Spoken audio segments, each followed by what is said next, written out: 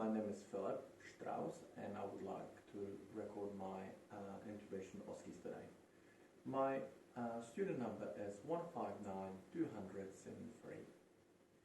I would like to apologize, I was not able to organize airway assistant for me today, so I will have to slightly improvise and manage it on my own. The reason why we would like to intubate it could be cardiac arrest situation or ineffective breathing of the patient. The real benefits what we would achieve by this procedure is secured airway, which reduces chances of aspiration dramatically. We can monitor really reliably end-tidal CO2. We can do continuous compression in case of cardiac arrest, and we will improve oxygenation of the patient.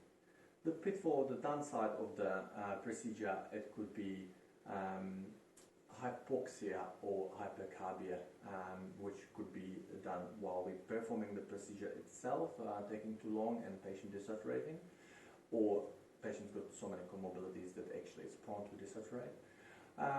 We can also place the tracheal tube in the wrong place, that means esophageal intubation, and it's really crucial to identify quickly because that would mean a very poor outcome for the patient.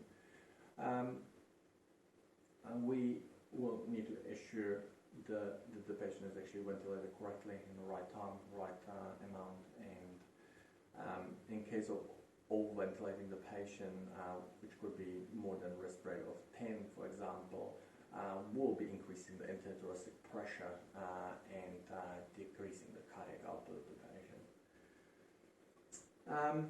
If we will just go a little bit closer to actually performing the procedure, we evaluate the patient, we evaluate the airway itself. We can use the mnemonic LEMON, which stands for look, evaluate, myelopathy, obesity and neck. So we'll just go one at a time. So we'll look at the patient, we're looking how the patient's presenting. Is it obese patient? Has got any deformities? Do we have any facial injuries? Do we have any tumors? Is there any foreign objects in the airway? We can evaluate the patient. I'll just remove the OPA for now. And it's the rule of 3-3-2. So 3 fingers to open mouth. This patient got just 2. 3 fingers to the hyoid bone, and also from the hyoid to the laryngeal prominence will be 2 fingers. If we've got 3-3-2, that should mean that the intubation should be standard, or we can consider it easy. If we've got any decreased numbers, it just will give us indication that it's going to be a little bit more difficult. The next is myelopathy. If we it tells us about the view of the once we put a laryngoscope into the patient's oral cavity, and the view what we get to see. If we've got really good view and we can see all the vocal cords, we've got view number 1, and that's really easy intubation and usually no problems with that. If we don't get to see anything, any of the cords, and that's view grade 4, and that's quite consistent with very difficult intubation. Obesity. Obesity is the patient is obese. We will need to put the patient in the right position, so we'll have to ramp it up, probably the whole upper body to like approximately 30 degrees, and try align all the anatomical structures to be aligned, and try to get us the most direct view of the vocal cords. The neck, it tells us about the neck mobility itself. Some patients may have a C-spine injury and will want to limit the movement of the C-spine, or they will have a severe kyphosis of the cervical spine, which will limit our view too. With the view also, we will make a decision if we want to use the Macintosh blade or Miller blade. Miller blade, it's good for large tongues and things which we assessed just before, it's straight blade and just lift the whole thing up. However, the Macintosh blade is actually pushed into the vallecula and lift by the ligament to expose the vocal cords. Right, the preparation is key. The patient needs to be well pre-oxygenated, and it's going to be a little bit difficult for me doing it myself. However, the right positioning, good jaw thrust, and ventilating of the patient. Patient is attached to end-tidal CO2. While pre-oxygenating, we can use the airway adjunct like OPA. We also can add nasal prongs on 15 liters while we preparing for the intubation. Also, a really important thing to confirm the placement later, it's actually have end-tidal CO2. So what I would like to do is actually prepare it before, so that there's a time to calibrate the sensor. And let's pretend the patient's being pre-oxygenated now. We'll set up our gear, what we need. We've obviously got an oxygen bottle attached. We've got a suction, which is ready to use. And we've got soft cutters, we've got hard cutters, currently start with the heart. We've got our laryngoscope with blade of choice, and we need to check if the light is working, which it is, and the handle and everything is all good. Choose size of tube. I'm using size 6 currently with stylus, and we've got a syringe to check the cuff to inflate it, and the cuff appears to be intact. It doesn't appear to be leaking. It's lubed already, and we'll just deflate it again to get it ready, completely deflated. Right. This preparation shouldn't take long on the real job. Approximately 30 seconds should be everything ready. And let's keep the syringe attached to the thing. We've got also a bougie, which got the tip 60 degrees and slightly bent, just in case we'll need to advance the ETT through the bougie. In case we will not be successful ventilating this patient or intubating this patient, we need to have a means of being able to ventilate post failed intubation.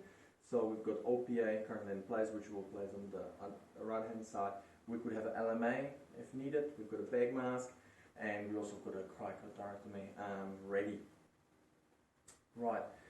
Also selected a couple other tubes, which one is size small, one is size high. It just depends if we will see a little bit more obstructive view, or depends what we find, or would be more appropriate size. Well, currently, let's pre-oxygenate the patient. Let's finish with that. Everybody is ready. My assistant got instruction what to pass me and how, and what we're going to do if we have a failed intubation drill. If we encounter some issues with the viewing, I will ask my assistant to perform manipulation of the vocal cords, for example, burp, backwards, rightwards, upwards pressure, to improve my view. So I will now proceed to the intubation. So just remove the airway, just open the airway, get the let out, open the mouth into the right corner, and we're trying to not jam the thing, don't touch the teeth at all if we can, and just pulling the 45 degree. I can see the vocals quite clearly. Advance the tube in 23 centimeters at the lips currently, which is standard size for adult. Take the bougie out, or the stylus out, inflate the cuff, and it's a little bit difficult on my own. Take the syringe off once it's inflated. Oh, yeah, perfect. And also I've got already prepared my Thomas holder to just secure the airway in place.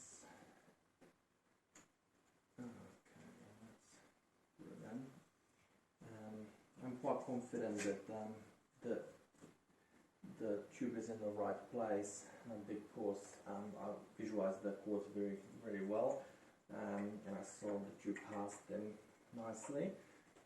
However, now we need to confirm the placement clinically. So the next approximately 5 breaths we should see our end-tidal CO2 curve, which will be nice and uniform how it should be. We can see really nice chest rise, equally on both sides. What I would like to do is actually auscultate to clinically confirm it too, and we'll just see, we'll auscultate also the abdomen for any sounds there if we put esophageal intubation. Just do a little there. Got a good air entry there. Incoming. And there's nothing in the abdomen, which is very good. Awesome. So now we are responsible for this airway. We've got good air entry, like quite clear air entry in both lungs, which is very good. So we can kind of confirm that we are not just in the right bronchus, and our curve on end-tidal CO2 is just the same. We will keep the tube very secure anytime when we move in this patient. We'll make sure that we're oxygenating correctly, not over-ventilating. We make sure that the patient remains sedated for the whole time. And after a little while, we'll reassess the whole airway adjunct. We're also looking for any displacement of the tube, any obstruction. If the patient aspirated already before, we need to make sure that we are aware of it. We can check if the patient's got the pneumothorax, because now if we're ventilating, we can discover that actually the patient's got the pneumothorax, which could become tensioning, or we actually can cause pneumothorax with inappropriate breathing. And yeah, at this point we'll just transport the patient into the definitive care, and yeah, keep reassessing the vital signs. Thank you very much.